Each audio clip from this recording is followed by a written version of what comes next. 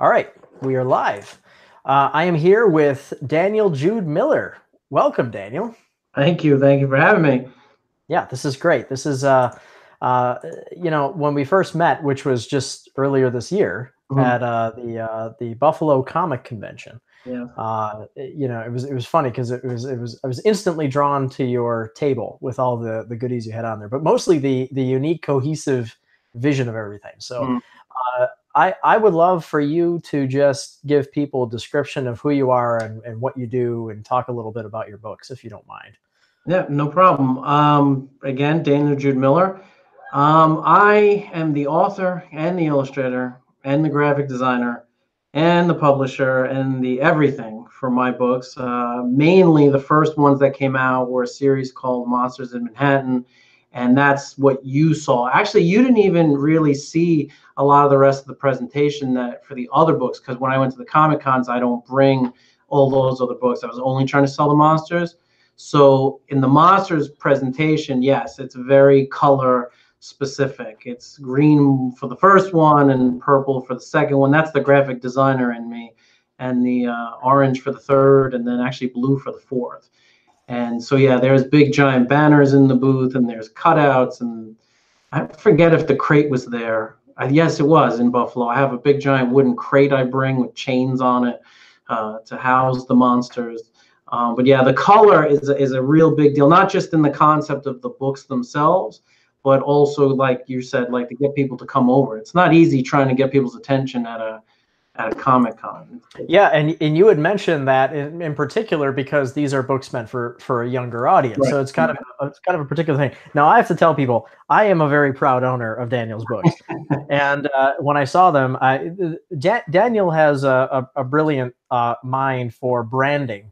I don't know how aware you are of it, but I really respect good branding because it's. I don't think there's ever been a time when I've gone to a comic convention table and saw something where I instantly bought two books, and I think it's because you cannot have green without purple. Now, for those of you who are following my ukulele project, you know that yucca is green and lele is purple. It's the world's most perfect color combination. It's so much fun.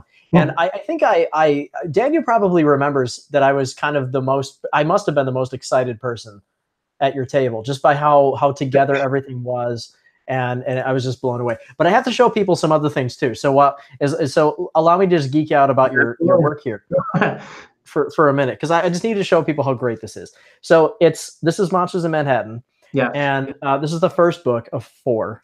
Yes. And so yes, it has the green color scheme, but this is the best thing ever. So I personally, I'm not a fan of dust jackets, but if you're gonna do just dust jackets, you have to make sure that the inside of the book has something else on the cover. And as you can see, I'm actually quite the Daniel Jude Miller fan, because You got a whole collection. yes, I'm representing, and because it's also because it's Halloween. It's just got the perfect vibe for Halloween. So I've got all kinds of questions, but because authors I find, are notoriously bad at talking up their own work. That's what I'm here for. So one of the things that really drew me to the book, Daniel, was the art, of course, and the fact that was reflected in the booth. But what really surprised me, and I mean this in the best possible way, because I don't usually meet new artists producing independent work, especially with your degree, your caliber of publishing, that have such a wonderful lyrical quality to them. And I read the book. I read both books cover to cover instantly, where I thought, oh, I'm just going to open the book and just kind of check out his writing. I thought, the writing, we'll see. But the art will be great. The writing will be, who knows. And so I read a few. I couldn't stop reading. So why don't you talk a little bit about your creative process to develop a book like this, and talk about how you get from scratches on a napkin into a finished book like this. Okay, so that first one was actually written a long time ago, or at least the concept was come up with a long time ago, when I actually used to live in New York City, and I used to work in the Empire State Building. I live in upstate New York now. And at the time, I was walking home from work, and I never wanted to be a writer. That was not the plan. Like I went to a special high school for art. I went to art college, and I only wanted to be an illustrator. I had no intention of ever writing. In fact, I took a half a writing class in college and barely wrote anything in that class. I just didn't want to be a writer. That just wasn't the plan. And after I finished college, I went and got a regular illustration, doing magazine work. And then I actually hooked up with an advertising agency, and I worked for them for like 13 years. Still not really wanting to be a writer. I would write down ideas, but I never thought like I was going to write a book. Now, that's funny that you say that, because the whole Monster series is written in rhyme. I don't know if I had mentioned this to you before, but I'm like a maniac with it, because I'm more technical than most artists are. Like I think more like an engineer. And so what happened is, like, I have a list of since it rhymes, I don't want to repeat the same words over and over again, because that would get real boring after one book. Forget about 4 books. So I keep like a list of every word I've ever rhymed in every book. And each book has 250 something rhyming words. I try to not have them match at all, which means over 4 books, I need almost 1,000 separate words. So my brain is a little more mathematical. So you would think, for a person who didn't want to write, it would be a pretty terrible idea to try to come up with something that complicated, but that's just how it happened. And so I started writing this Monsters book, and it just kept growing. And it wasn't supposed to be 4 books either. It was supposed to be 1 book. And then I wrote too much. And then I realized I had to break it into 2 books, and then 2 books became 3, and 3 became 4. So for me, like, again, it was purely accidental to write in rhyme, and that's the last books I'm going to ever do in rhyme, because it's a really difficult process. And sometimes what's tough is you have ideas that you like I'll come up with the character, like whatever, for like there's a headless horseman in part 3 that rides around in Central Park, around takes people on carriage rides. Now you'll have a concept of what you want that character to be, and if I was able to write not in rhyme, it'd be a lot easier. But then when you have to write in rhyme, I have to sometimes change the story to fit the words, because like I'm run out of words, or it's a much more difficult process. But even though it was accidental, it seems to have worked out really well. Like I said, I won't do it again. Like when I do a lot of schools, and when they always ask, when does Monsters 5 come out after? And I say never, because that's it. Like after 4 books and literally hundreds and hundreds of lines of rhyming words, it's a brutal process sometimes. It's very yeah. And of course, I'm going to join the chorus. It'll be the kids and me. Like, right. When's 5 coming out? Yeah, it's too much fun. Yeah. That's what you say now. Yeah. You wouldn't be the first author to ever say, "I'll never do it again. Never do it again." Now, I also have a copy of Everybody Wake Up, which preceded Monsters in Manhattan. Yeah. If I'm right. Well, technically, no. Like in creation, Monsters was created first. Everybody Wake Up came out. I did it second, but they actually came out. They were published opposite. So yeah. So that one's a simpler story. So that was relatively easy, right? It's actually based on a true story, something I actually heard. The other reason why I say I wouldn't do a Monsters 5 is I'm out of monsters. Like after 4 books, I've run out of things. Like I've done it all. Vampires, headless horsemen. I don't want to start reaching and doing, I don't know. I mean, I was going to say bugs, but I have a worm in part 4, a giant worm. So I'm just out of stuff. Like, I just love how seriously you describe this problem of not having enough monsters. I'm out of monsters. I've got a worm. There's nothing left. What am I going to do? But I really need to show off some of this, because another thing that's great about Daniel's work is that it how well does this show up on here? So another thing that's great about Daniel's work is that he uses a consistent. Sorry about the lighting, Daniel. This is not representing it well. But basically, it uses a consistent color scheme, which obviously this green.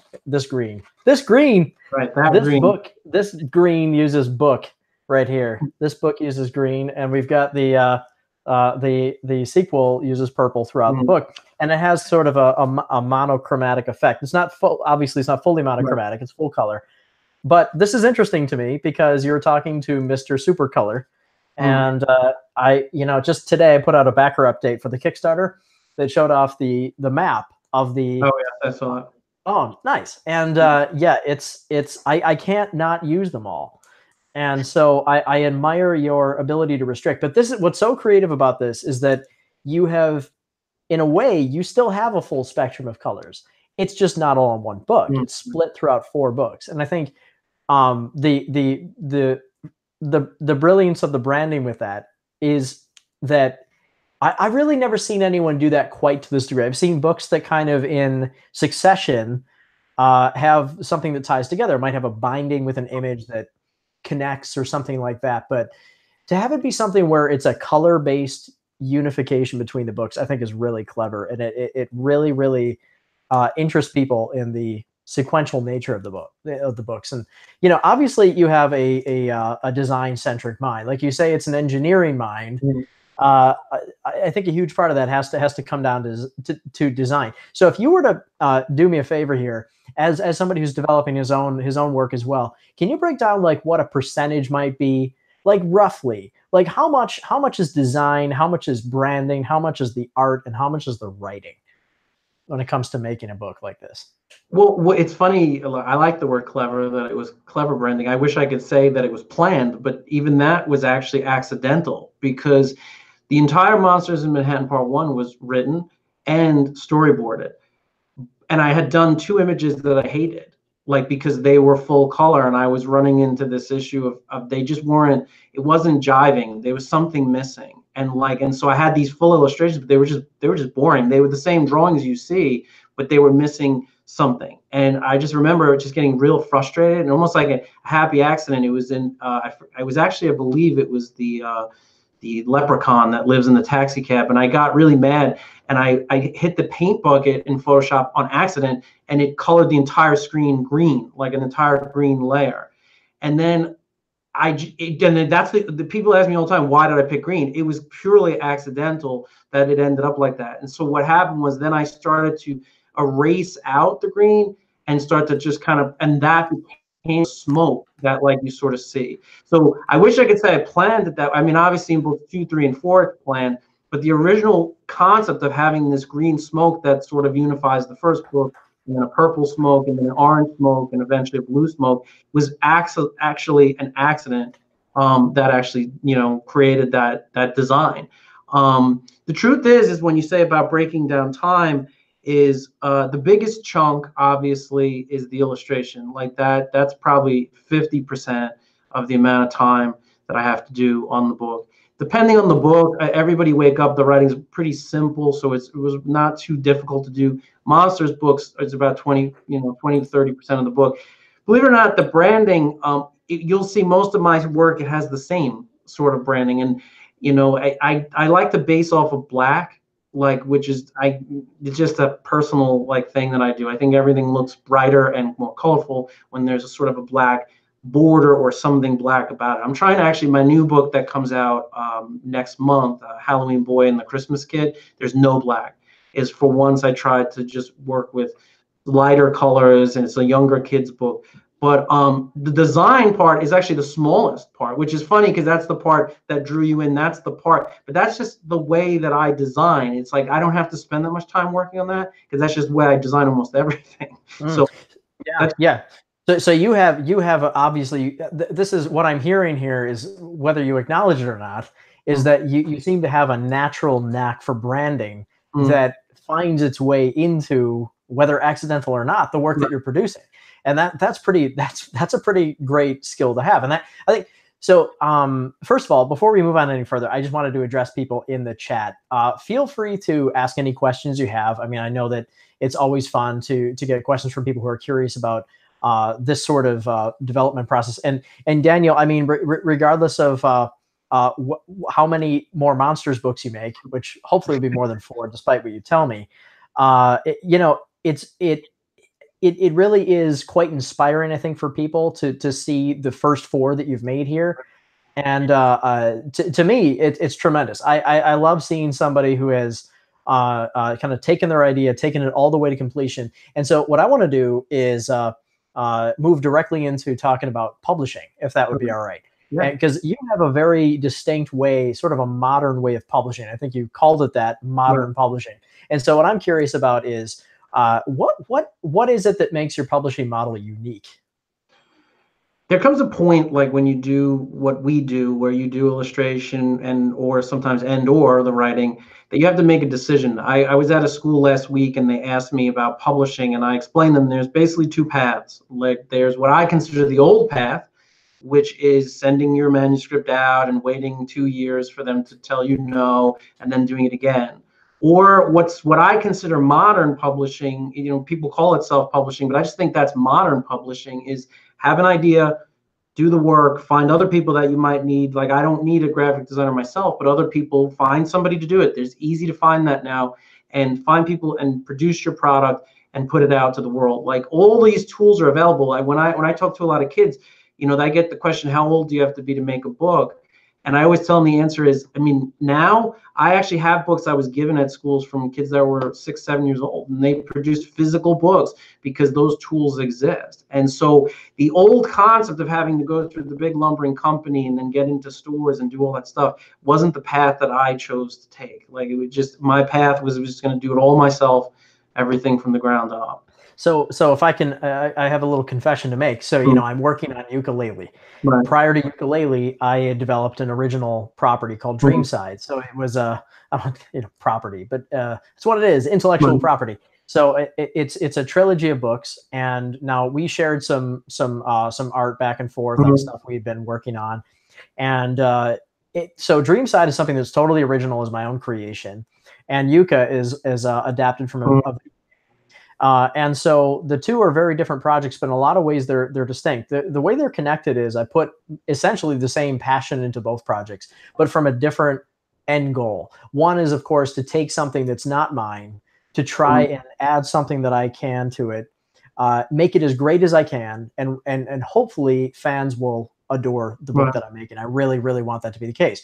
But one of the benefits that you have working with a property like that is people already know what it is. When you make it, it's a little less work to get it out there. And this is, I've had the perspective of both. Now, I didn't publish Dreamside yet. That's coming next. But I did try to get some attention for it for quite a long time and found it to be extremely difficult to do. It doesn't seem to matter if I put a ton of work into a piece of art or just a little bit of time. It's really, really hard to get people to buy into new stuff. And so that's what I wanted to ask you about next. Is you obviously very, I guess the word would be bravely, went out with an original IP, and you invested in the production of these and put your time and effort into them. And, you've been able to build up a fair amount of sales for your books. And so I think what people might be curious about, I know I am, is exactly how you're kind of making that work and what sort of methodology you're using. So maybe you can talk a little bit about your methodology to produce books and publish them and get them out there. Well, like where we had met up at the Buffalo Comic-Con, I had come up with the idea of going to Comic-Cons and found out exactly what you're talking about. That I was just, it was very hard to convince people to buy things that were new or even pay attention to things that were new. They were all interested in what they came to see. And so I did 2 or 3 Comic-Cons and learned my lesson, and I don't know if you'll be seeing me at any of those anymore. So what I had decided a long time ago is, I do children's books. And children are a tough audience to reach because most of the things that we're used to now, like in social media and everything, is everybody thinks you would just market through social media. But kids don't have Facebook accounts. Like kids don't have Twitter accounts. So right early on, I realized if I'm going to invest all my money in producing these books and buying books and having a lot of books in storage, how do I get rid of these books? How do I get them out? And the answer was I had to go straight to the consumer. And my consumer is 7 years old. And so the question is, I can't reach them through social media. That's not possible. I don't have the marketing budget to reach them through other means. So the easiest answer was I just got to go where they are all day. And the answer was there at school. And so that became my decision, was that I was going to focus on schools as the driver of the bulk of, at least originally, at least for now, to create a sort of demand for the product by taking it straight to the people who the product was meant for, which is a great idea because it worked, but also because you get feedback directly, instantly from your customers. So the 2 ways that I found that worked the best for me was probably 75% of my books get sold through school visits and through schools, and the other 25% are through doing events in New York City. And so directly, because like you're saying, it's real hard when you have competition Ironmans next to you. I'm not, I'm interesting. I don't know if I'm as interesting as him though. So. I love you, Daniel, just the way you are, and I would definitely come to your table. And so I think that, so you said that it's something like, not to get into the nitty gritty of numbers, but you said it's something like 75%. You one of the fun things, and we've talked about this in the past, is one of the things I would love at some point to do is be able to go to schools and make a presentation about the stuff I'm working on. Mainly because I remember when I was at school, I guess maybe 65% of it, at least at first, would have been, aha, I don't have to go to science class. And the other 35% is like, hey, this is really awesome to have somebody who's drawing his own books and talking to us personally and being able to tell us a little bit about the procedure. So I'm curious a little bit about how you present the books to kids and what sort of things you might cover in a presentation like that. Well, I learned pretty early on that the plan wasn't to try to sell books. It was because if I try to sell books, then ultimately they're not going to bring me in. So I had to find a way to make this not live, but make it educational, like for real, make it educational. So since I do all the parts of the book, like I break the presentation down into talking about where ideas come from and where not just where ideas come from my books, but where some books they haven't seen yet. Where do I look for ideas? We talk a lot about the drawing process, where sketching and thumbnails, and I take them through that so that it's not just about me selling them books, it's about me selling them the idea that they can make books. And then we go through actually my books. We talk a lot about, teachers and librarians always point out that I need to focus on writing and rewriting, because kids like to write. They don't necessarily like to rewrite. And as we both know, is rewriting is more, you do more rewriting than writing. So they need to be informed about that. And we do a lot of things. Actually, a new thing that I have a school visit on Wednesday for Halloween, and they are doing this contest where they had designed monsters. I didn't tell them this yet, but I designed mine also. It's going to be big, and I'm going to bring it in, and I'm going to show them that I can still do the projects that they do, and we give it a name, and it gets a story and a history, and that shows them how I do what I do. Is that it's not just, you hope that if you give an exciting enough presentation, you hope that if you talk enough about all the cool parts of doing this job, which it's funny you say about the branding, because it's amazing. I didn't think that kids would notice that, but the kids always love why I picked what color I picked. They always ask, then, if green was an accident, why did I pick purple? The answer is not really anything specific. It was just the first thing. And then they always ask, what's the third one? What's the fourth one? But the kids are really interested in branding and all these things. And so you hope if you do a really good presentation, then the books sell themselves, because I don't have to try to sell them, because I'm actually, I never wanted to be a teacher. That wasn't my plan. But it's fun being a teacher. It's fun to see the looks on their faces when that aha moment that they didn't realize. Yeah, and that's interesting. Yeah, and it's funny, within just a week's time, I've had two people say that. In fact, that it's including yourself. It's very gratifying to get a chance to share that with people, and it's got to be a ton of fun to do with kids. Being able to bring out that imagination is a lot of fun. I mean, there's a lot of reservations you have as an adult. You always put up roadblocks that you don't, because you're worried, oh, this is going to conflict with this. That's something I'm really challenged with. Ivy says, this is one of my favorite YouTube channels. What do you think about that? That makes me very happy. So thank you so much, Ivy. I appreciate you coming, and it's really fun to have you here. Speaking a little bit about that, about roadblocks and things like that, creative roadblocks. So you might be surprised actually how much we actually do think alike with writing, at least. I have a very, very, we'll say kind of puzzle-centric way of working, where I often say I think like a game designer, because I came from games. And so I'm always thinking about things as a puzzle. I'm interested in writing deep, affecting stories. It doesn't matter if it's a drama or comedy or what. I want there to be some substance behind it. If it's a comedy, it can't be something that ruins the funny. And if it's drama, then that's a good platform for it. If it's horror, then that's a different story. But there's got to be some moral substance behind it for me to really get into the story and feel like I've made something that's really worth contributing. Now, your books do have that as well. But in order to make that work, it usually involves a lot of puzzle solving, and I like to try and identify my weaknesses as often as possible. I think my biggest weakness is I'm very, very lacking in vision. I often hear people talk about vision, and I can see the finished book. You know, I can see that in my head, but I can't. I don't know. Like if I sit down to a painting or something, I can't see the finished piece. I hear people say, "Oh, I can see the whole thing in my head before I draw it," and I get very jealous because I can't do that. For me, it's more like I'm blind, and I just start feeling my way out, and then I gradually create a map, and then I can only evolve the piece once I have that foundation down, and I can see what it's missing. And I can say, okay, I don't like that direction. This is a better direction, but I can only get to that better direction when I see the way that's not working. And so I wonder if maybe part of the way that you work, when you say you think like an engineer, is kind of similar to that. It's similar, but a little bit backwards, because I feel like a person who goes blind at a certain point, like meaning like I start out almost like you're describing, like I can see the whole thing and I think, well, this is gonna be easy. Like, and then because you just, this is what I'm trained to do. This is, I've done it before. And so you kind of tear into it. And then what will happen is usually around 70% like of the way through, all of a sudden you start sort of losing it. Like, and that's why I'm not a big fan of most of my drawings.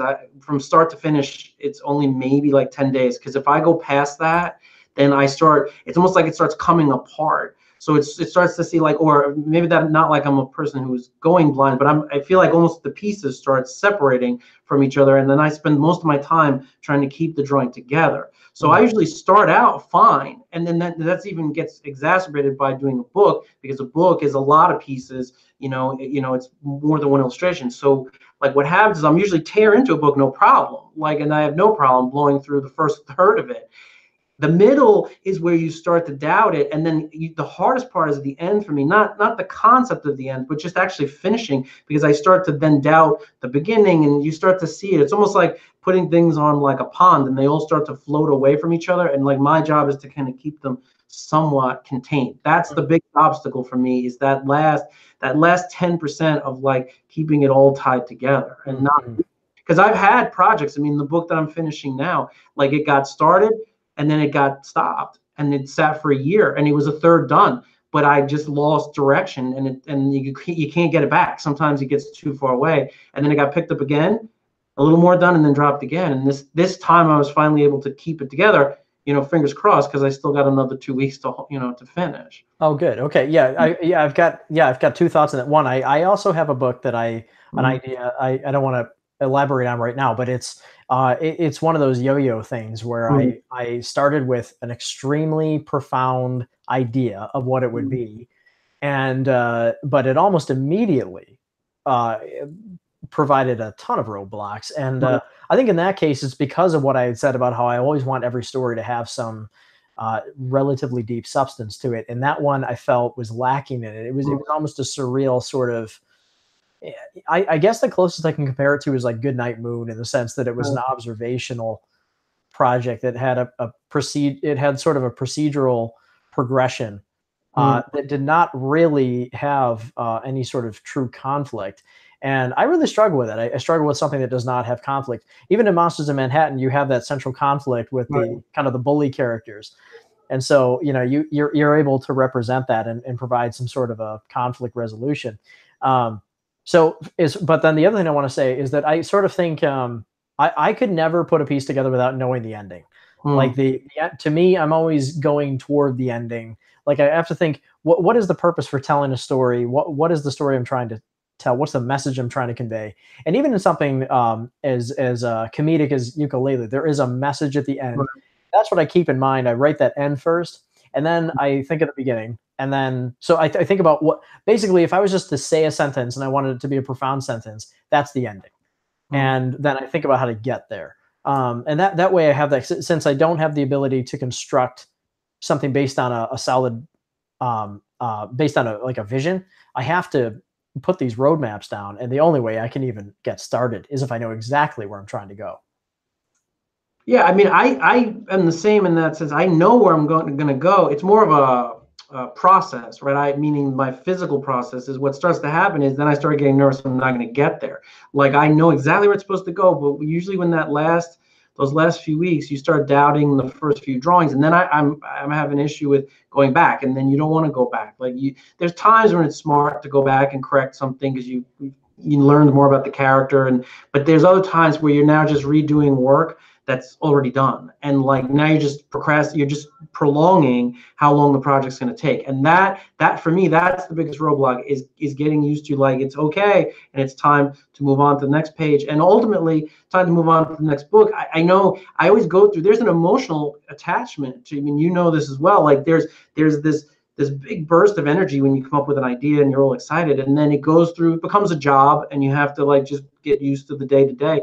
And then at the end of a project, you actually start getting sad. I don't know about you, but I actually start getting like a melancholy. Everyone always asks me if I feel excited the day I'm done, and I actually don't. Like the day I'm finished and I, hit send to the printer is actually sort of the saddest day of the whole process because I know I can't work on it anymore. So there's like this emotional. So as you get close to the end, maybe that's why I start like I'm almost subconsciously sort of prolonging the process by tinkering with things, because I know that once I'm done, like I'm done. Like most books are not a series, so they're one-off books, and you know that once you're finished, like you can't touch those characters anymore. And I start getting like kind of melancholy about it, and then you sort of miss them already, even though you have the book, but you can never work with them anymore. Well, this is the ultimate fan frustration, right? Where fans will want characters to continue, right, and the author doesn't want to make anymore. So basically, what we're deciding here right now is that you will make a Monsters in Manhattan 5, so that you can avoid the emotional burden of ending on book 4. The thing is that there will be a full, like Monsters in Manhattan 1, 2, and 3 follow a very specific pattern, and Monsters 4 will follow most of that pattern. But because it does really wrap up the series, there will be a finite ending that ties everything together. But that being said, that doesn't mean I don't want to do Monsters in Manhattan projects anymore. That just means I think I've run out of books, because right on the heels of Monsters in Manhattan 4 will be a card game version of the entire series. And that actually originally that's how I had started out. I had started out in the board game business a long time ago. And I'm a huge fan of board games, and I just never had any ideas. And then this Monsters book came around. So that I'm excited about the books, but I'm really excited to take the characters beyond the books, and rather than do a 5th book, which might start to water down like sort of the brand, to take the brand and develop it into something else, into like a board game or card game or something like that. I didn't realize that you worked on that before. Also, I don't know if you noticed, but on Kickstarter, board games seem to be very popular. That might be a good option. That's the plan. That's the plan, is like to get it out there, and like it's look, if you like the branding for the first 3 books, right, this is like a culmination of everything in like one big box with a whole lot of colors and some new things that are not in the books too. So. I'll be your first backer. And hey, so and whether you want to or not, I'll probably end up working with you on it. So you heard it here first. Daniel's doing a Kickstarter for board games based on Monsters in Manhattan board game / card game, and he's going to bring DM Combo in to work with him. Absolutely. Because that would be just too much fun. Yeah, fantastic. Well, all right. So I would love to talk a little bit more in depth about, if you don't mind, about the physical production of these books and how you sort of taking it on yourself, because that's something that's a new world for me as well. I've done a lot of due diligence to figure out pretty much how we're going to do it for Yuka. I've got the vendors that I'm working with. I know how we're going to be shipping these books. I know how we're warehousing. We're working with fulfillment. I'm dual warehousing so that we can fulfill cheaply to anywhere in the world. All kinds of stuff that I'm doing. And I was hoping maybe you could talk a little bit about that, just about your process. Okay, so my process is a lot less complicated or less advanced even than your process, because my process is really, really simple. I'm my storage. I actually, underneath me in the basement, there are thousands and thousands of units that luckily I have a basement I don't use. So my warehouse is me. Fulfillment is also me, but basically, because since I don't do an enormous amount right now of online sales, since it is mostly directly through schools. I don't really need fulfillment just yet. So I'm handling all the fulfillment myself. And it's always funny because kids always ask me a lot about printing. They think I have a printing press in the basement, which I find fascinating, that kids think that I would be in the basement churning out actual books. But that is literally the only thing I don't do. Like every part of the design, I've never used anybody else. There's only one thing I use is I have a few friends that do proofing. You never really want to proof your own work. So I send that out, and that's handled outside. But everything else, all the design came through me. All the design decisions, like I've never even really spitballed with a lot of people. It's funny you mentioned about the dust jackets, because we're in complete opposite ends of the spectrum on that, because I just love dust jackets. And especially when your work is different than mine, so it would be maybe because it's a graphic novel different than a children's book, so maybe it wouldn't work as well for you, and that's fine. But for children's books, I always felt like it makes it look, especially since I was trying to go past the self-published look, I wanted to look like a book right off the shelf from Barnes & Noble, so that I could approach Barnes & Noble and prove to them that there was money going into this, and time and attention to detail. So dust jackets were a #1 priority, and that was an issue I found with certain printers. They couldn't handle that. Like, you had to find specific printers that could handle dust jackets.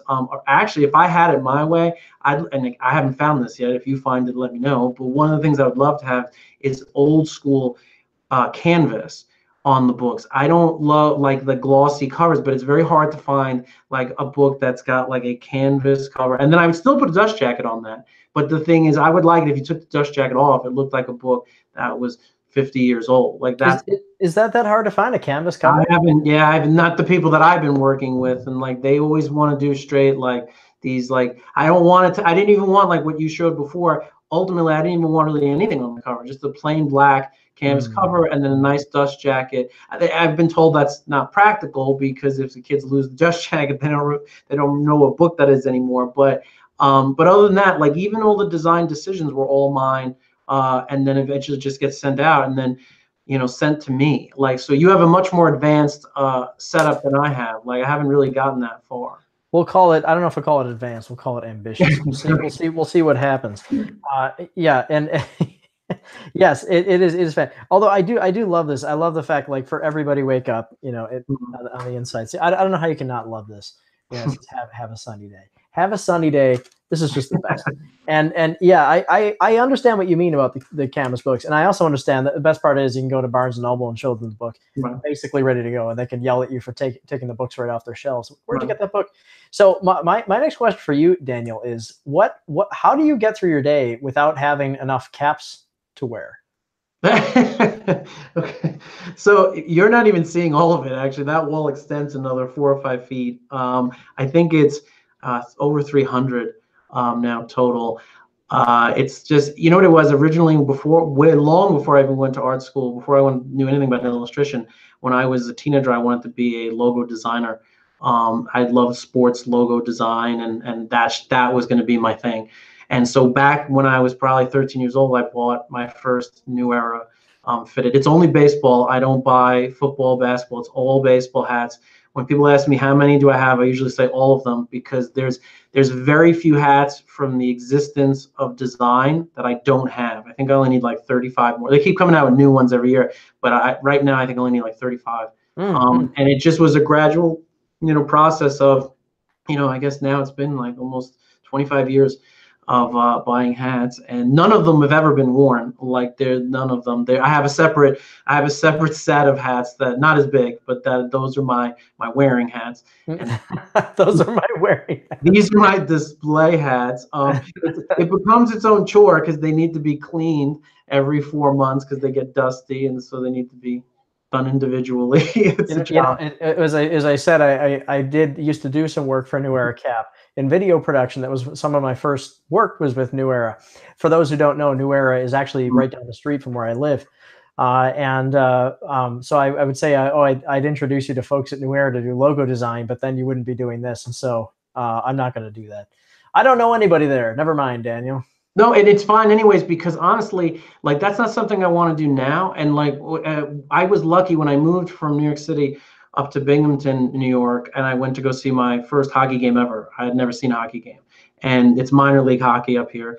And I loved it. I mean, the arena was nice and small. The action in hockey is real fast paced. The one thing I hated was the logo for the team. And so what I did was on my own, at the time I didn't even know Illustrator. I taught myself how to do Illustrator. I redesigned the Senators logo and I sent it to them. Most times when you send sports teams your logo, they throw it in the garbage. They never even open the envelope. This case, they actually opened it and they bought it. And for about 4 seasons, they wore my logo, and they gave me jerseys, and I have them hanging in my office. So the truth is, I did my dream was to just do kind of one. I don't want to, even if New Era called tomorrow, I would just ask them for some merch. I don't want to do any design work.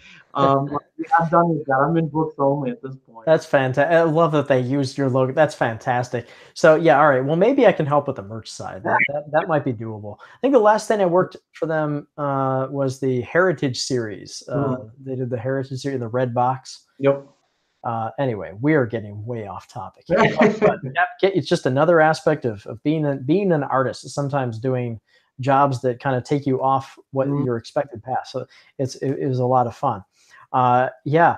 So what can you talk a little bit more about? Well, I guess you kind of elaborate a little bit on your intention of doing a game. So is that something you're kind of thinking in general? Do you want to stay with books? Do you want to do something that's kind of a hybrid? What's the plan that you're willing to share? The plan is, well, I'm staying with books. Like, the books are going to always be the source material, like for anything else I would do. To be honest, I have that Monsters game planned, and there's one other separate game that has nothing to do with a book. But probably after that, those are the only 2 games I have in me. For now, the schedule is mostly children's books, but by the end of next year, I'm actually going to start doing some chapter books, because I get a lot of questions about doing things that are a little longer, a little deeper, like you said, like writing stories that have some real moral impact instead of, simple. Where simple is good, but sometimes you want something with a little more meat. So I think I'll become more of a writer and in the future a little bit, and maybe a little bit less of an illustrator. But the plan is not to veer too far away from books, because truthfully, even though that wasn't the original plan, it is sort of what feels the most comfortable for me. But I just, a couple games, and then, no more games. I don't think, I mean, people always ask about video games, but I'd be more than happy to do a video game if a whole bunch of people want to help me do a video game, because I don't know anything about that.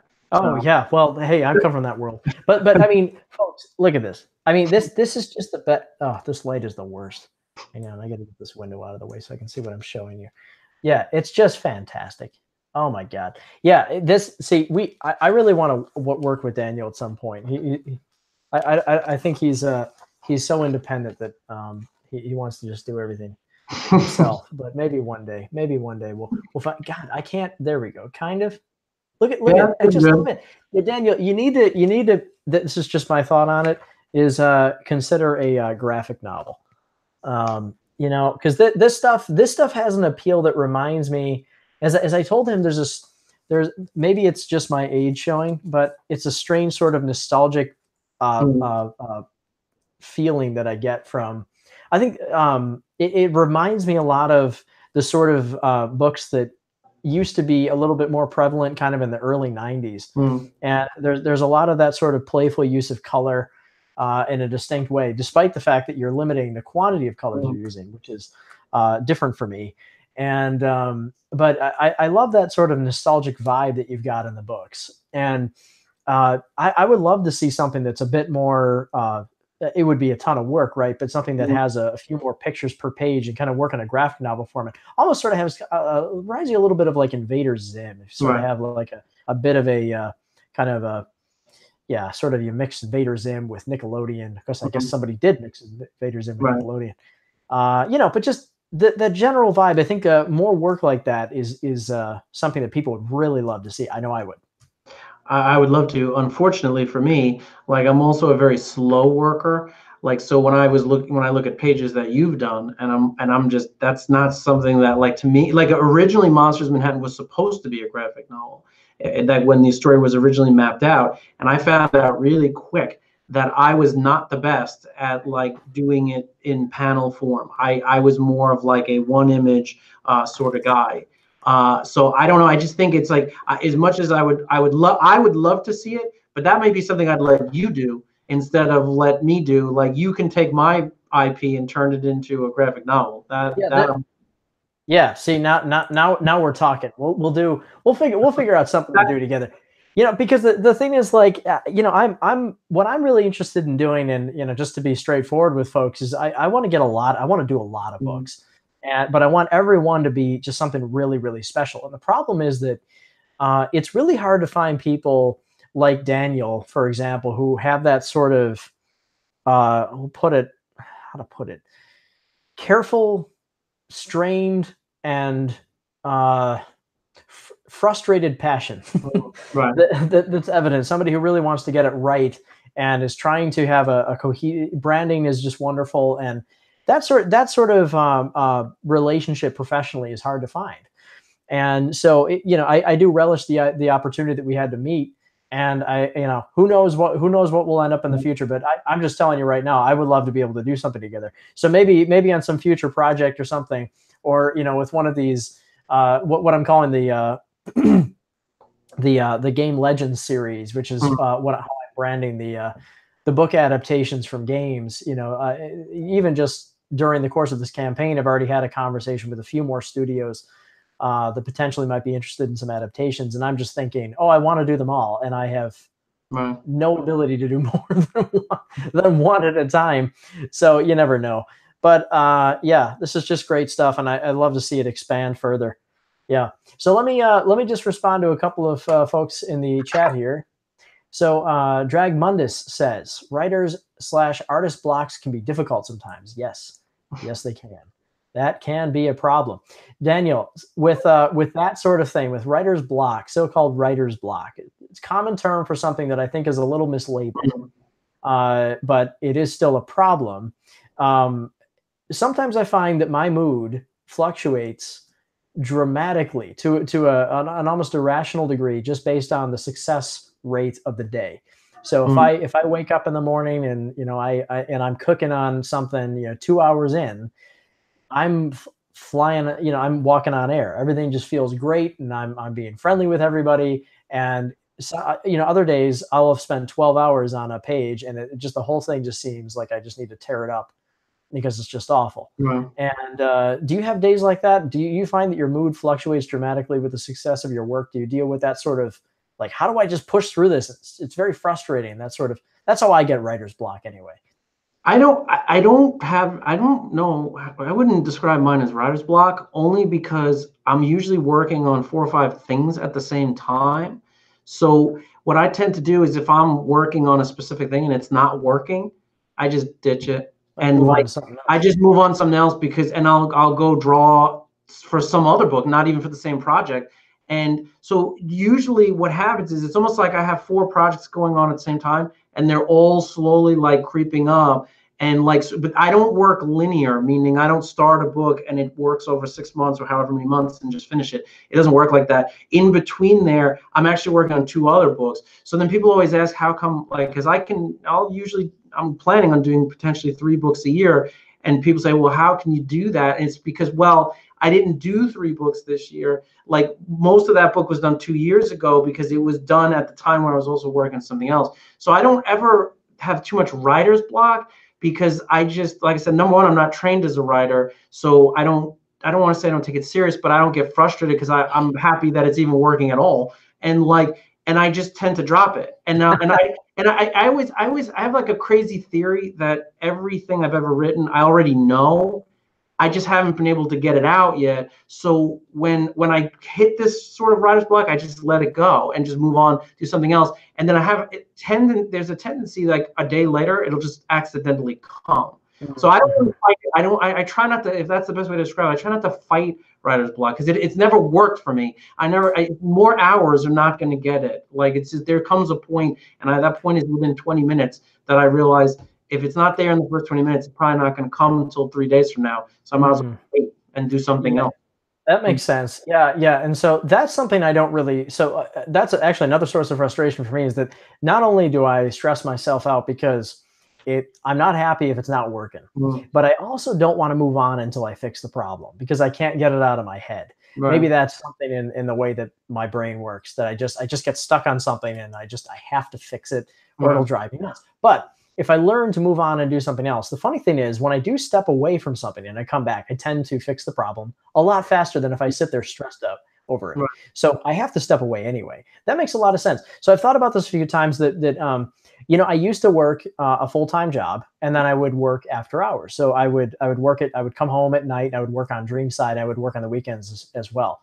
And what I used to think was, well, you know, if I had full-time hours to focus on this, then it would be like I'd take all those full-time hours plus my, you know, couple of hours that I could stretch into at night, a little bit in the weekend, and then I know that I can put together like I'd get a lot more done, right? But what I found when I left and started working full time is that the amount of actual usable hours during the day where I would produce work during those hours was smaller. And I think part of the reason for this is because during the day I worked on something very different than what I worked on at night. And so oftentimes when I'm talking to young folks who are interested in getting into this sort of industry, is I tell them, well, they'll say to me, for example, I work a completely unrelated job. I want to get a job in games. Then I have like, you know, or books or whatever. And then I have my own projects I want to work on. And I say, actually, you know, what might be good is to stay in a career that is unrelated.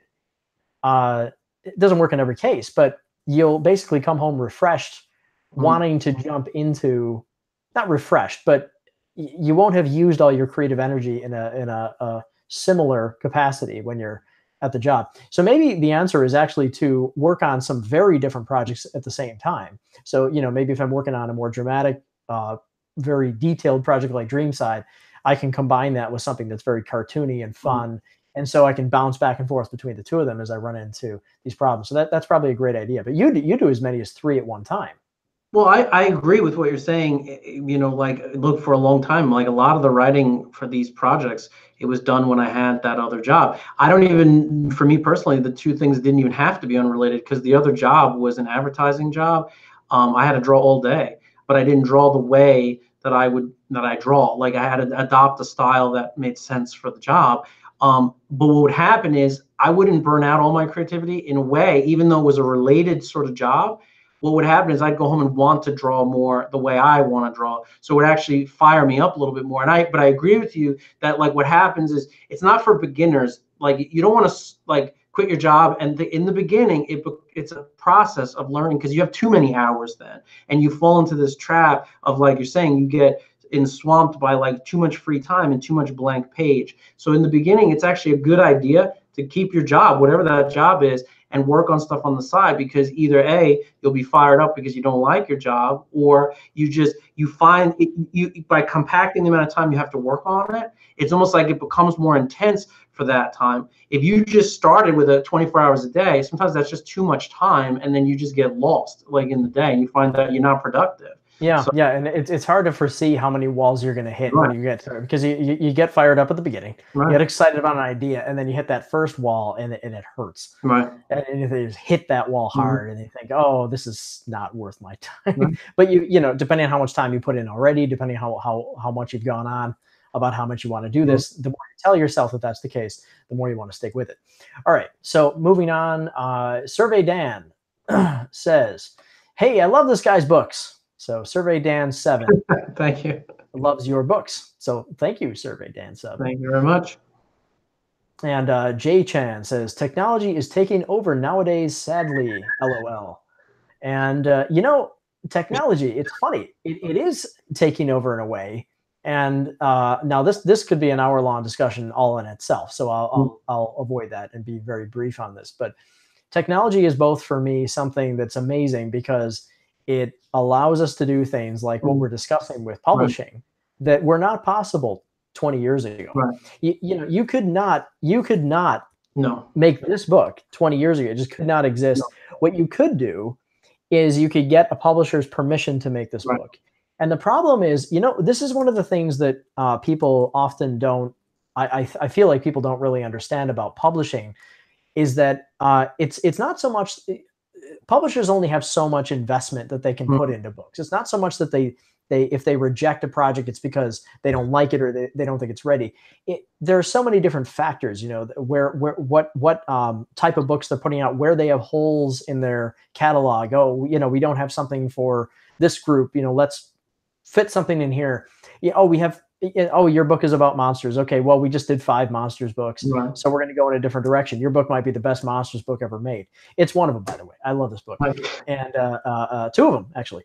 And but the thing is, the publishers always have their own reasons for why they're doing things, and it's not just sort of like, oh, publishers are constantly looking out for great works, which they are, but they also have many other considerations, and not the least of which is the expense to bringing books to market and advertising the books, and that all costs a lot of money. And the thing is that sometimes people who move away from publishing with a large scale publisher, it's a matter of choice, because it actually affords an awful lot of freedom and decision making that you might not be able to do with a publisher. And I know that's the case with myself. And for the Yucca project, at a certain point in time, I had been talking to 1 or 2 publishers about Yucca. I think I talked to maybe 4 publishers in total about publishing Yucca. And there were some offers on the table that weren't really in final terms, but they were there. But all of them included some factors that just simply didn't work with this plan. It would have changed things too dramatically. It would have involved too many voices. That's another thing. I'm a really independent artist. I'm sure you're the same way, just based on what I know about you.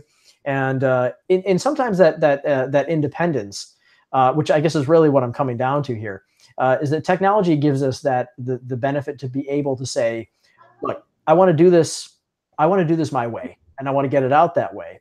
And I often compare it to painting. So people will look at a book or a game or a movie, and nowadays it's possible to do almost all of these things by yourself. It's just how much time and energy or money or whatever it takes. What's kind of amazing about a book like this, or like Dreamside, or like Yucca, is one person can do it. It just becomes a matter of time. But it's funny how when you work on a large scale project like this, people are surprised when you say, oh, I work by myself. But I often think of everything as just a different work of art, different scale. So think of it like a painting. Like, you don't look at a painting and say, if you saw a painting and you saw one signature on it, you wouldn't say, that's strange that painting was only made by one person. There's an expectation that a painting is made by one person because it's a singular expression of art. To me, a book is really the same thing. It's a painting, but scaled up. In a lot of cases, it can be the same thing. So what I love about technology these days is that it makes that sort of logic possible on a large scale for something like a book like this, and you can take it all the way to completion, which is exactly what Daniel has done, and is making it work, which is all the more incredible because it really is a challenging road. But I will also add to it is that the technology is that when I started doing this, the original plan was to make books, but not make actual books. That was the plan. My plan was to become an ebook company. I thought that, like, I assumed at the time my son was 8. I assumed, I've never seen, he's always on his tablet, he's always on YouTube, and I assumed that technology had taken over completely, and there was no room for physical books. So that I actually have another book that never went to print. It's on my website, and you can get it, the ebook version, and it's called Ear, Claw, and Eddie, and it was sort of a passion project. And I did it, and then I put it up as an ebook, and then instantly got inundated with people asking me where they could buy the physical book. And I was fascinated by that because doing children's books, I assumed every child just wanted to have a tablet can store hundreds and thousands of books. I figured they would just want that.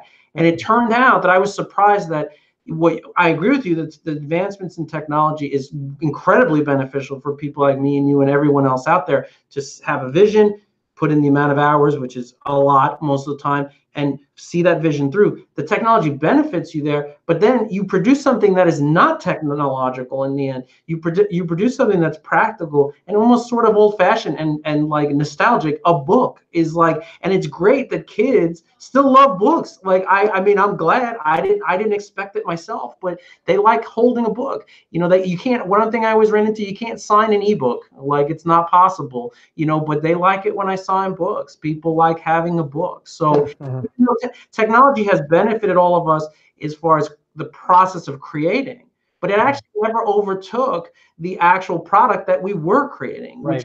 Good for everybody. Well, and the thing is, I agree with you 100%. I should have clarified more that technology makes it possible for us to bring these these older technologies called books to the market. I used to say years ago, I said this, maybe 5, 8 years ago. I don't remember what it was, but I was getting into a discussion about the digital revolution, and this was at a time when everybody was still predicting that books would be gone, Right.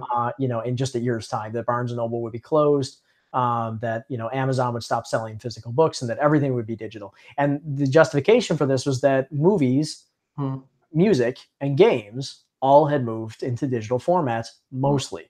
Of course, you can still buy physical editions of all those, but that's an interesting point that I want to make in a minute about the types of physical products that you see for those three mediums. But the fact is that I knew that would never happen entirely with books. And the reason is because with all three of those other mediums, take the four kind of major mediums like that. With the other three, bear with me here, with the other three, all of them, the actual thing that you get, the product itself, is not the physical thing. So like with a movie, the product is sitting and watching your TV, right? It's just what's on the TV. So it's intangible. Music is the same way. And so are games. So in each of those three, the physical product is just a delivery mechanism. It's a CD so that you can play the game. It's a DVD or a Blu-ray so you can watch the movie. And it's a game disc so that you can play the game. With books, the physicality of the book is a part of the product. And because of that, it's not going away entirely. Further, and this kind of gets down to the fundamental nature of why I'm pushing to do this grand, like super grand quality physical edition for Yucca, and why I want to do this for all my books. I don't want to do anything that's not like top-notch quality. And Daniel, you can verify that one of the conversations I probably had with you better than 30% of our time has been talking about book quality, how to get things printed well, and how important that is. And the reason for that is because, again, I come from games. I come from a digital world. Young folks today, especially under 18s, they've been born right into technology. They don't have a lot of physical ownership over things that they love. So the things that we used to geek out about when we were kids, and still do, as you can see by my books and your massive pile of hats, they don't really have that anymore. It's all in the phone. I've been making this point a lot in the past couple of weeks. But one of the thoughts with books that are based on games is that we remember, and I don't know if you played games a lot as a kid or yeah, absolutely. Yeah. Well, you remember the feeling of buying a game in the store, taking it home, and you read the instruction book while your brother or your mother drives the car, and you're like, I can't wait to get home and play this game. And it had a physical component to it. When you're done with it, you put it on the shelf and you stare at it. And it just seemed kind of stupid that was a necessity. It seems like, this is just, we just need to get rid of all this junk. And yet you see all of these collectors with all of these games lining on their shelves. And so I thought there's something missing. And I think the reason is because it's not just a delivery mechanism with books. There's a trophy aspect to it. There's a reward aspect to it. It's something where I want to display the thing that I love. And with a lot of digital games today, we don't get that anymore. So like, for example, when Yooka-Laylee came out, one of the things that people really, really wanted was a Switch physical version. So they Platonic's limited resources, they did the best that they could. They came out with their physical PS4 copy and Xbox, and then they had to like work on the Switch version, get the digital copy out, and then finally they're like, okay, people really want a Switch cartridge, and they made a deal with Limited Run Games to make a Switch cartridge, but people really, really want that physical thing. And so my thought with the books is, what if I can make an arrangement to make books based on games that are never going to reach a physical print, but there's a book that kind of demonstrates that game's tie into the real world. It seems like a subtle thing that's not a big deal, but to me, it's so important. I think that's a really, really big component, is that people want to relish the things that they care a lot about, and they want to display it on their shelf, and they want to take pride in it, and they want to feel like they own it. And if we can't necessarily get great game prints anymore, and if a lot of the great games out there stay digital forever just because of the cost of producing cartridges or CDs or whatever, we can make books. We can have something that they can put on their shelf and feel a sense of pride in. Well, you'd be surprised too. Like, I think it also, like we were just saying about quality, I think, we lived through a time where there was just a massive explosion of everything. That didn't mean the quality of everything was good. So like, I know my son is 10, like he plays a lot of games. He surprisingly doesn't like the digital version. He Mm-hmm. likes the physical box. He likes, and he keeps them, and he likes to know that he, like you're saying, he likes to display them. He likes to know that he actually owns the game versus, so there might be at the time, like people, like it's a consumption thing, is maybe you get the digital versions of things that, yeah, you're halfway, whatever, it's fine.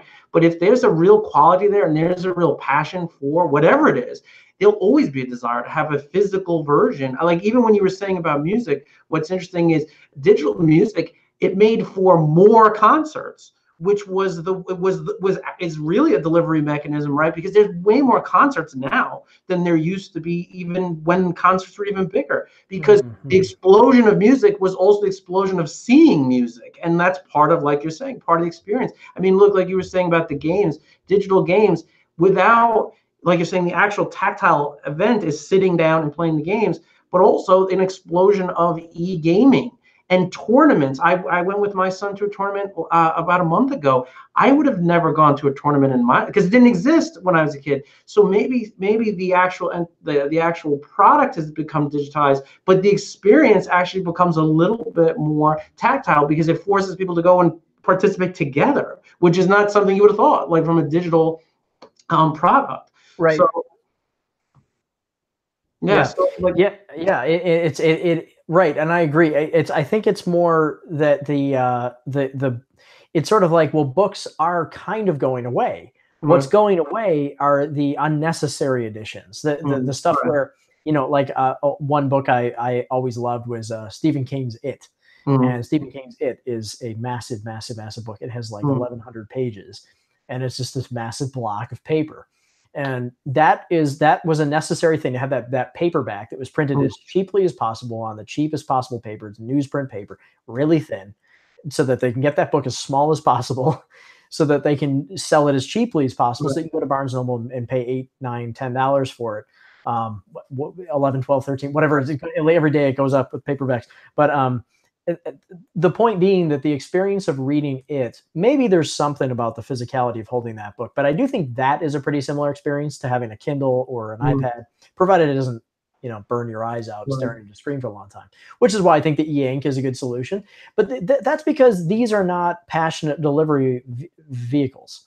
But what about an art book? What about something that has what about comics? What about something that has a strong visual component? There's an aspect to these where people both want to possess something, but they also want the thing that's beautiful to be real.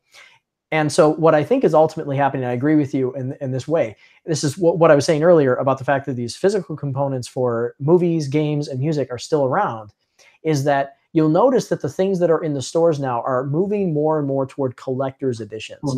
And so you're seeing less of the kind of baseline discs, and now it's like, okay, when you go to the store, you buy that Blu-ray, it's like it's got like a hardback cover or a steel book, or it's got some sort of collector's component to it. And I think what we're doing is we're kind of getting rid of a lot of the junk, and we're increasing the interest in reduction of quantity, better quality.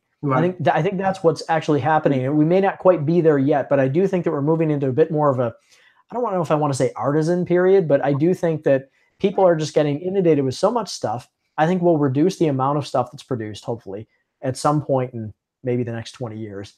And what we do focus on will be more potent, more powerful, higher quality stuff. Hopefully that'll be the case, because it's just too much stuff right now.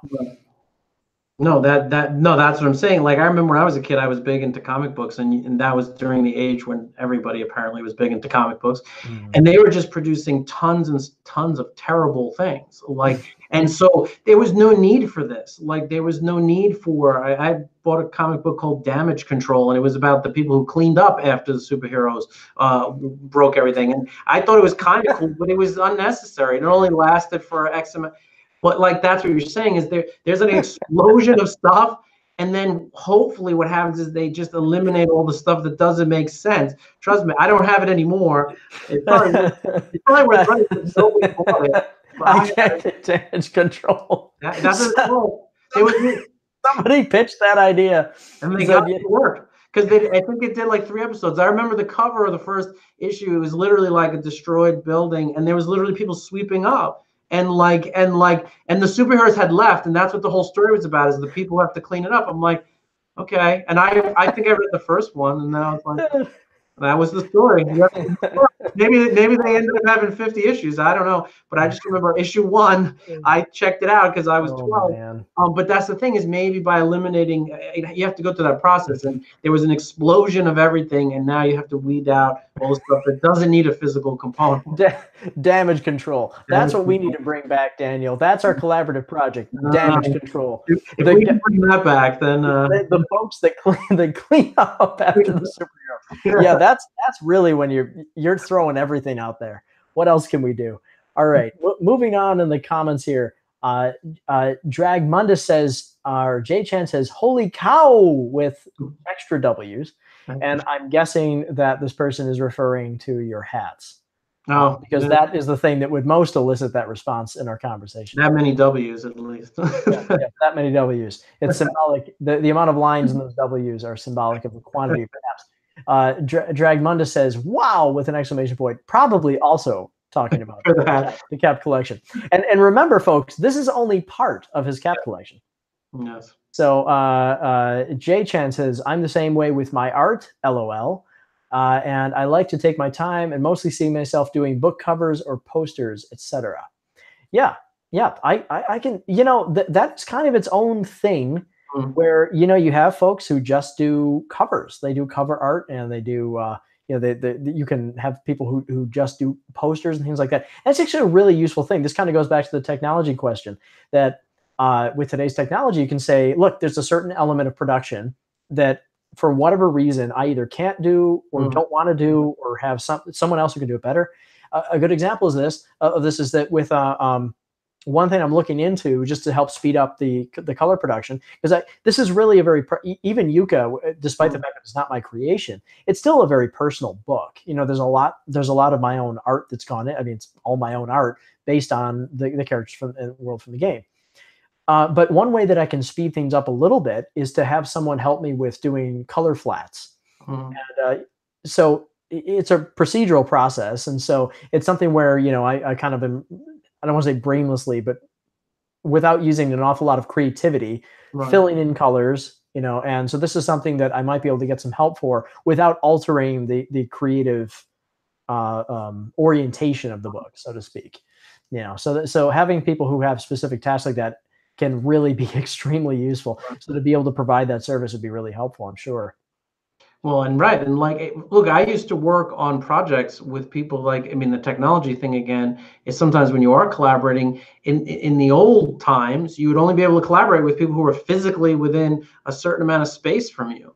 And so now, I've actually gone, I don't collaborate with people on my books, but I've gone to book shows where the people in the booth next to me were meeting their illustrator for the first time at the book show, and they had already produced the book, but they'd never actually physically met each other. So the technology had allowed them to actually go through the entire creative process, which blows my mind because I know what goes into that process. I can't imagine trying to do that without physically being able to be in front of someone, but a lot of people pull that off, and they pull it off well. And so without that technology, you would be only limited to the artists that were within your physical geographical area. Otherwise, if you couldn't find the guy who worked like you did, then you may not produce that project. Now you literally have the world to use as a collaboration. Yeah, that is amazing. Yeah, it's true. Okay, moving on. Jonathan. Hello, Jonathan. Question for Dave. It seems Nimbo the Cloud was cut from the sneak peek of the Cracklestone cloth map. Why is this? Well, good eye. Nothing gets by you, Jonathan. I think I did have Nimbo in there, and I'm considering putting him back in along with a few other characters as I embellish the final map. In this case, the reason that I pulled him out is actually just because it comes down to sort of a balance issue with the piece overall. So that map, as you notice, is pretty colorful. There's a lot of detail to it. And the problem with that you learn very well, I didn't learn quickly, but hopefully other people will, is that just because you put a lot of stuff into a piece, it doesn't make it better. And sometimes you have to kind of balance things and pull it out. I mean, this kind of speaks to what Daniel was saying earlier about having all these colors in the piece, and then you sort of were able to come up with a motif by reducing. And in a way, you made it stronger. You at least gave yourself a nice boost forward for that, right? Like, okay, I can see what this needs to be now. And ironically, by pulling back on the complexity and the challenge, you made the piece better overall. So the problem that I was running into, I'm guessing on that, Daniel, but the problem with Nimbo in that case is that the piece is getting so detailed that I was trying to eliminate as much of the tertiary detail as possible. I also took out a lot of the cloud lines.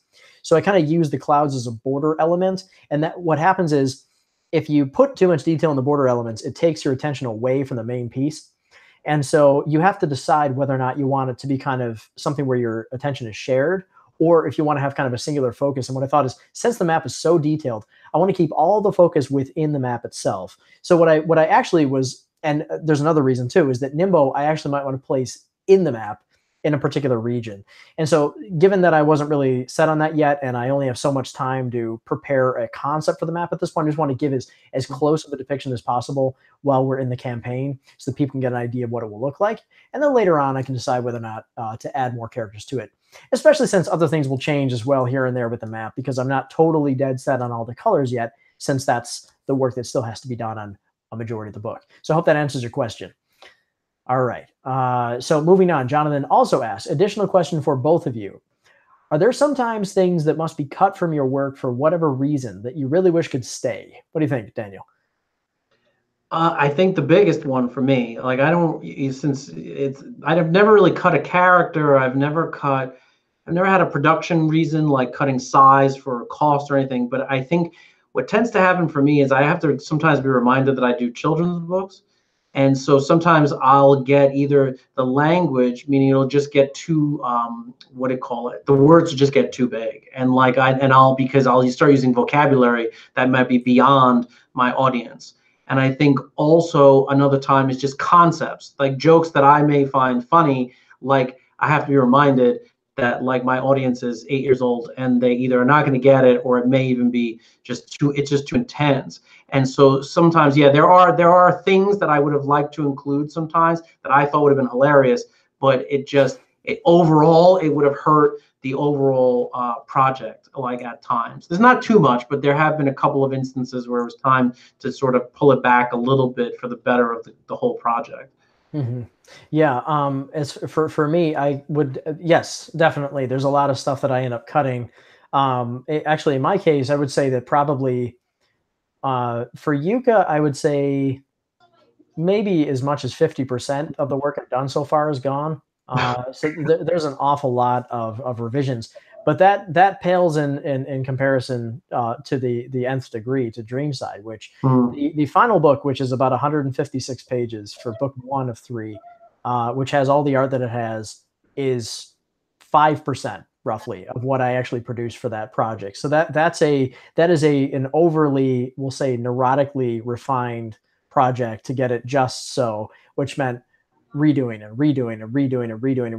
and dropping concepts constantly left and right. So yeah, I would be that guy. If I were a film director, I'd be the guy that reshoots things 87 times to get it just so. And that it's a neurotic mess for me. But I really I have to work that way because it's just how my brain works. It's the only way I'll ever be satisfied with what I do. It doesn't matter how many times people tell me that you just have to move on. Everybody tells me that, but I can't. I just can't. It drives me nuts. I can't sleep at night. I have to make it perfect.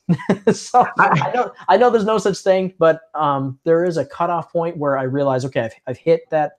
I've hit where I want it to be. That to me is perfect. I say perfect is when I can no longer make it better, only different. I remember when you had told me that when we first met and you had explained your process before I had even seen too much of your work. And you had said that like, oh, I'm like an obsessive redoer. And I thought when I saw the work that you had produced, I'm like, yeah, why would you have to do it so many times? And then I remember that on your Facebook, you actually had an image that was done 3 times and then one that had been done 7 times. And I was like, you know what? He's right. I thought he was being neurotic, but he actually made it better. Like he actually did. And the first image was great as it was. I probably would have stopped there. I would have just been like, it looks awesome. But you actually did it more times. And I was like, wow, he knows his process and he knows the point where he's really going to get it. And look, we all have our processes and yours is that like works like that, but it definitely works. Like it's definitely beneficial to the project Absolutely. Well, I appreciate you saying that. Yeah, you know, and it's funny because what did I say when I came to your table? You know, we were talking about the different processes, and I'm like, man, I love that you can. You told me this was not the case about how you work, but I said I love the fact that like this artwork is so appealing to me, and I wish I could draw like this because there is there's a livelihood, there's a lifelikeness. Your work is very lifelike. Lively. It's very alive. It's very Right. lively. Right. I'm just gonna come up with every word I can for live. Yeah. So it's alive, and there's a spirit, there's an energy to it. It's hard to capture that when you redo things a lot of times. And so I guess in sort of an ironic way, in an attempt to make things better and better and better, you end up making things more and more stale. And so I have to work extra hard as I redo things to keep life and energy and spirit in there.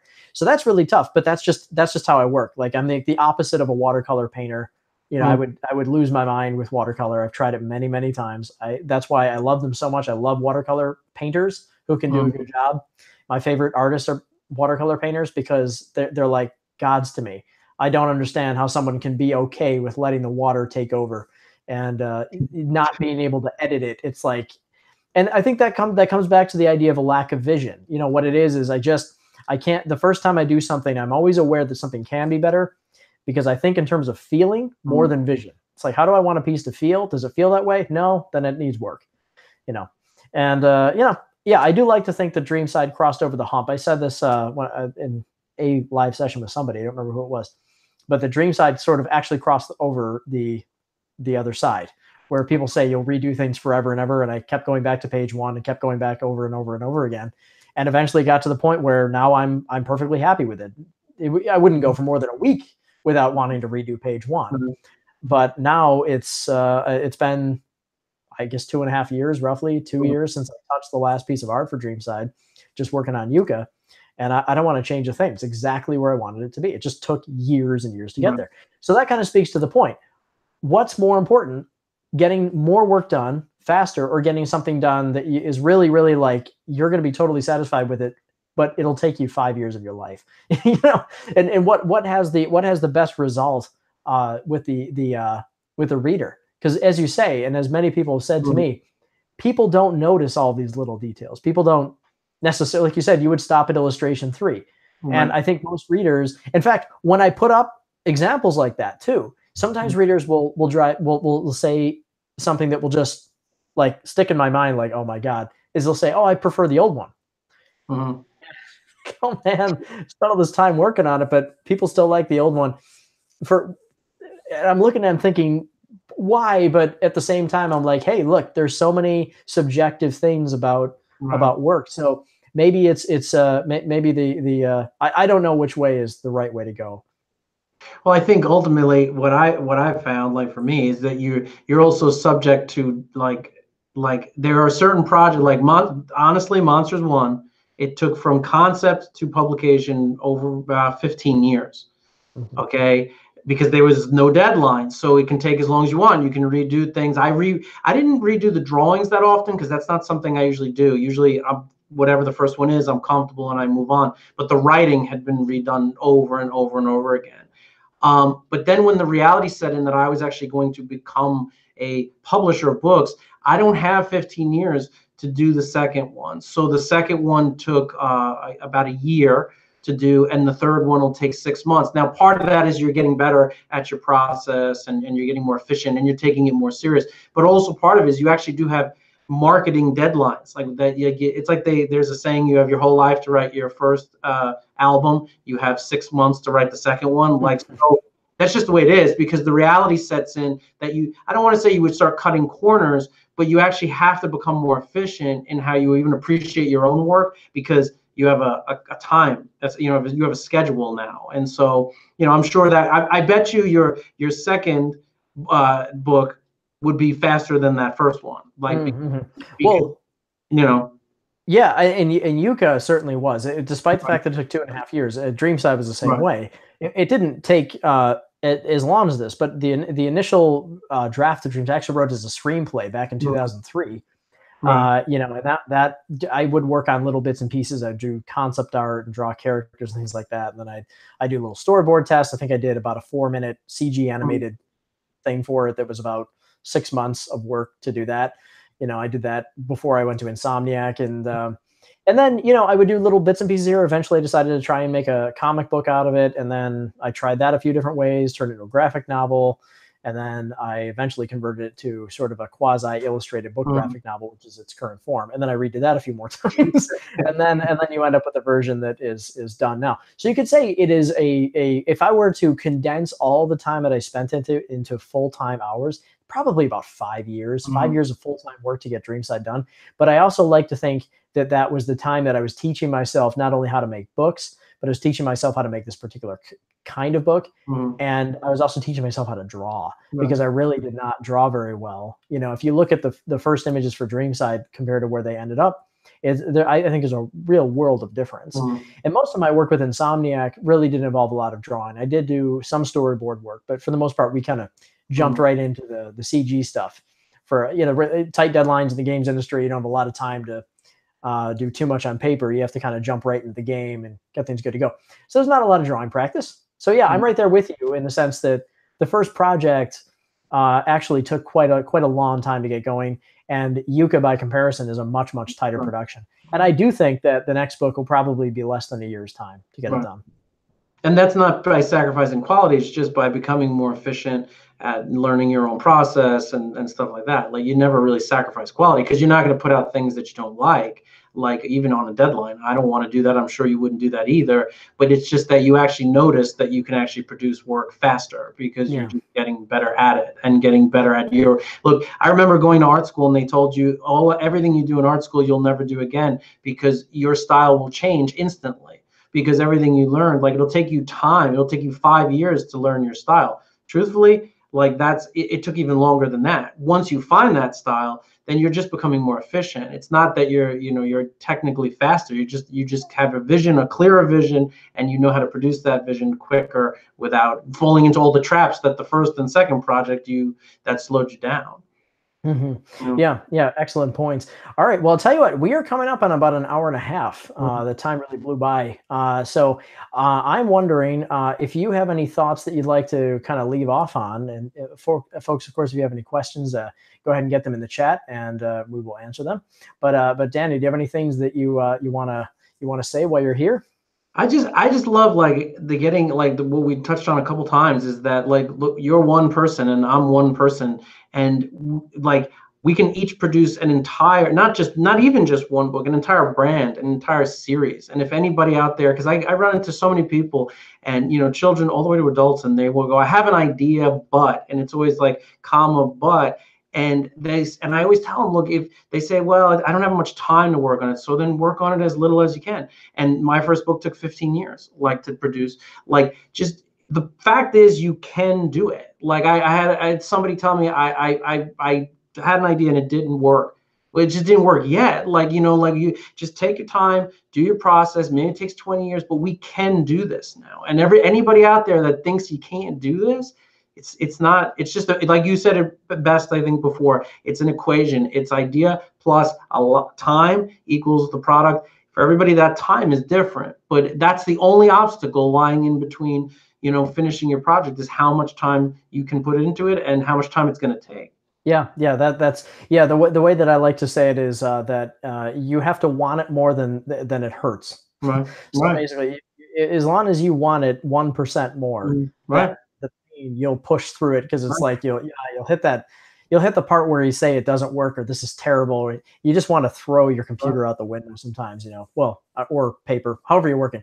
Like, if you work like the old guys, and throw your pad out the door, whatever folks use. I'm half on paper. I'm half on paper, half on the computer. So I have to throw everything out. throw your desk, your pen, your computer, your caps. It's all going out the window. No, let's not get crazy. Yeah.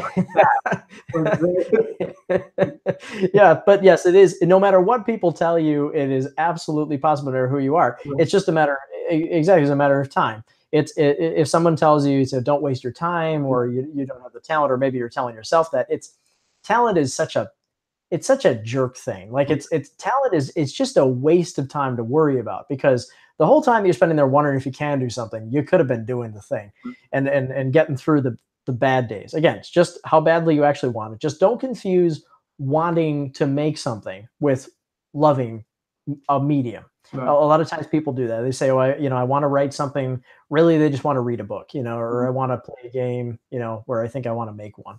It's just understand that it's a lot of work. There's a lot of procedural stuff involved. That a lot of just the long hours and battling with time and trying to argue with friends about why you can't go out on Friday night. And I got this thing I have to do, and you'll get used to disappointing people here and there, and then you just have to weigh it and say, look, how badly do I want this to exist? Do other people understand this? Is that 1% over the pain? And if it is, then you'll get it done. Just don't be surprised if when you're done with it, you feel sad because you can't work with the characters anymore, right? No, but then the good news is usually have other characters you want to work with. You just got to put them to rest, and they go off, and everybody else enjoys them. Like everyone always asks, "Do I get excited when books get delivered?" No, that's the most nerve-wracking moment. Like because then you want to make sure it's right, and then there's peace. Once you open up that first box and you see it, it's time to move on, and that's like to the next project, and now it's for everyone else to enjoy, and we move on to something else. So. That's right. And speaking of moving on, I want to know a lot more about the plan for the games because it's the first time I'm hearing about it, and I think a board game or card game idea is just brilliant. So yes, I want to know more about that. It's going to be cool. It's going to be very cool. It's got dice and cards and lots of monsters. Yeah, man, I didn't know you were into game. I keep hearing about how much fun board games are today, and I never have anyone around me who's playing them, or they play them, but it's always like, oh, we just had a game a few nights ago, and I think, oh, great, thanks for letting me know. So yeah, I don't know, maybe this will be my first game. Yeah. Daniel, make a board game so that I will have someone who I can play with. All right, sir. What do you think? Are we about wrapped up? I think we're good. All right. Well, thank you so much for taking the time. It is. We are right on an hour and a half. That is perfect timing. Right. And so yes, we'll have to do this again. I'm sure people will want to say you put out so many books and things in general that I just know like every year I can feel jealous as I continue to dwell on one book as you're putting out a bunch. So thanks for coming and joining me, and we'll have to do it again, as I say. Dragmunda says, good luck to both of you on your goals. Hugs. We got hugs. Thank you. Yeah, thank you. Well, I'm not going to hug the camera because it would be awkward. That'd be weird. Yes. All right. So I think that'll do it for us. Daniel, thanks for joining me for a session. This is a lot of fun. And thanks, everybody, for coming. See you next time.